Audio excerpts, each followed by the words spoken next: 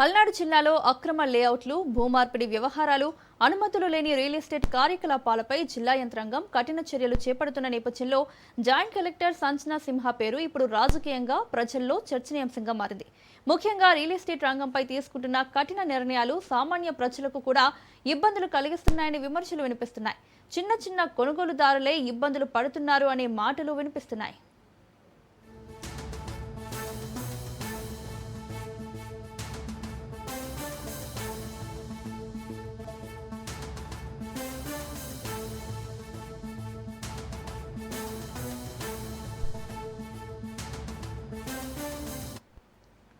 పల్నాడు జిల్లాలో ఇటీవల అనుమతులు లేని లేఅవుట్లపై అధికారులు దృష్టి సారించడంతో అనేక ప్రాంతాల్లో రిజిస్ట్రేషన్లు నిలిచిపోయినట్లు సమాచారం. దీంతో చిన్న స్థలాలు కొనుగోలు చేసిన మధ్యతరగతి కుటుంబాలు తీవ్ర ఆందోళన వ్యక్తం చేస్తున్నాయి. పొదుపు చేసిన డబ్బుతో ప్లాట్లు కొనుగోలు చేసిన వారు ఇప్పుడు రిజిస్ట్రేషన్, బ్యాంకు లోన్లు, నిర్మాణ అనుమతుల విషయంలో ఇబ్బందులు ఎదుర్కొంటున్నారని స్థానికులు చెబుతున్నారు.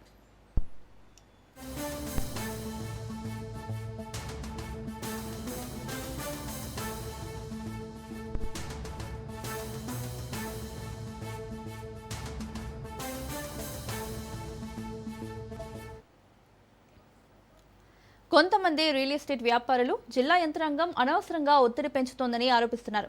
పాత లేఅవుట్లు, పూర్వ అనుమతులతో ఉన్న ప్రాజెక్టులపై కూడా కొత్త నిబంధనలు అమలు చేస్తున్నారని వారు విమర్శిస్తున్నారు. దీంతో భూముల కొనుగోలు, విక్రయాలు మందగించి రియల్ ఎస్టేట్ రంగం దెబ్బతింటోందని అభిప్రాయపడుతున్నారు.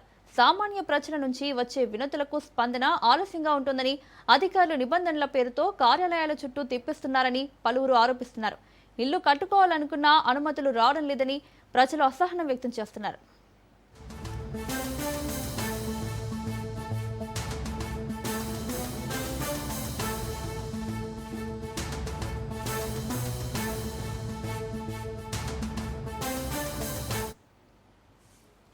అయితే జిల్లా అధికార యంత్రాంగం మాత్రం అక్రమ భూ వ్యాపారాలను అరికట్టడమే లక్ష్యమని చెబుతోంది. భవిష్యత్తులో ప్రజలు మోసపోకుండా చట్టబద్ధమైన లేఅవుట్లకే అనుమతులు ఇస్తున్నామని అధికారులు పేర్కొంటున్నారు.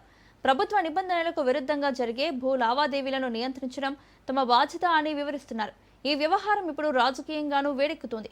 కొందరు నాయకులు కఠిన పరిపాలన పేరుతో ప్రజలను ఇబ్బందులు పెడుతున్నారని విమర్శిస్తుండగా, మరికొందరు అక్రమాలను అరికట్టేందుకు కఠిన చర్యలు అవసరమని సమర్థిస్తున్నారు. దీంతో సంజనా సింహ తీసుకుంటున్న నిర్ణయాలు పల్నాడు జిల్లాలో హాట్ టాపిక్ గా మారాయి. ప్రజలు మాత్రం అక్రమాల నియంత్రణతో పాటు నిజాయితీగా స్థలాలు కొనుగోలు చేసిన వారికి ఉపశమనం కల్పించాలని కోరుతున్నారు.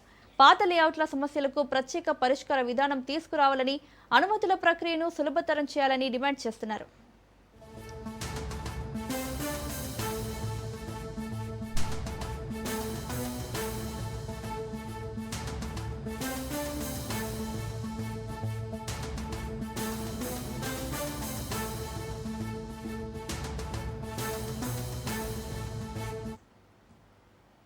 మరోపక్క కూటమి ప్రభుత్వం వచ్చిన తర్వాత రియల్ ఎస్టేట్ రంగం పూర్తిగా కనుమరుగైపోతుంది. ఇలాంటి సమయంలో రియల్ ఎస్టేట్ వ్యాపారులు కొనుక్కున్న భూములకు వడ్డీలు కట్టుకోలేక తీవ్ర ఇబ్బందులకు గురవుతున్నారు. జిల్లా అధికారుల చర్యలతో రియల్ ఎస్టేట్ రంగం మరింత దిగజారిపోతోంది. అధికారుల తీరు ఇలానే కొనసాగితే రియల్ ఎస్టేట్ వ్యాపారులు రోడ్డెక్కే ప్రమాదం లేకపోలేదు. నర్సరావుపేట పట్టణంలో గత 2 పర్యాయాలుగా మున్సిపల్ ఎన్నికలు జరగలేదు.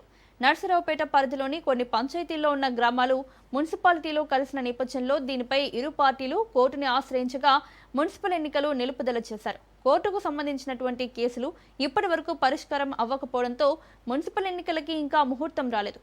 పట్టణాలు అభివృద్ధి చెందాలంటే మున్సిపల్ ఎన్నికలు చాలా కీలకం.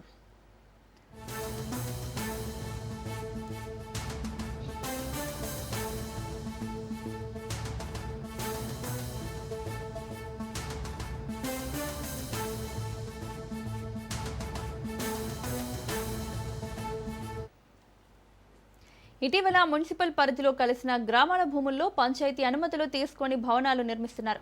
అయితే దీనిపై మున్సిపల్ శాఖ అధికారులు పంచాయతీ ప్లాన్లు చెల్లవంటూ నోటీసులు ఇస్తున్నారు. నర్సరావుపేట చుట్టుపక్కల ప్రాంతాల్లో అనేక మంది పంచాయతీ అనుమతులు తీసుకుని భవనాలు నిర్మించిన తర్వాత మున్సిపల్ అధికారులు రావడంపై పలు విమర్శలు వినిపిస్తున్నాయి. ముందస్తుగా ఇలాంటి చర్యలు ఎందుకు చేపట్టడం లేదు అనే మాటలు వినిపిస్తున్నాయి.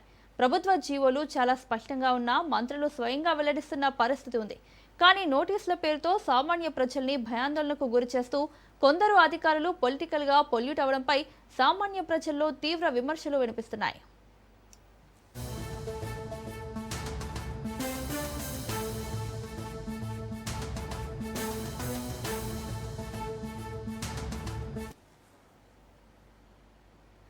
కొందరు అధికారుల తీరుతో అభివృద్ధి చెందాల్సిన ప్రాంతాలు పూర్తిగా వెనుకబడిపోతున్నాయి. అటు భవన నిర్మాణాలు కొనసాగితే అనేక మంది కార్మికులకు లబ్ధి చేకూరే అవకాశం ఉంది. మరోవైపు జిల్లా స్థాయి అధికారులు కూడా సామాన్య ప్రజలను ఇబ్బంది పెట్టడంపై ప్రజా సంఘాలు మండిపడుతున్నాయి. ఇప్పటికైనా జరుగుతున్న పరిణామాలపై రాష్ట్ర స్థాయి అధికారులు స్పందిస్తారా లేదా చూడాలి మరి.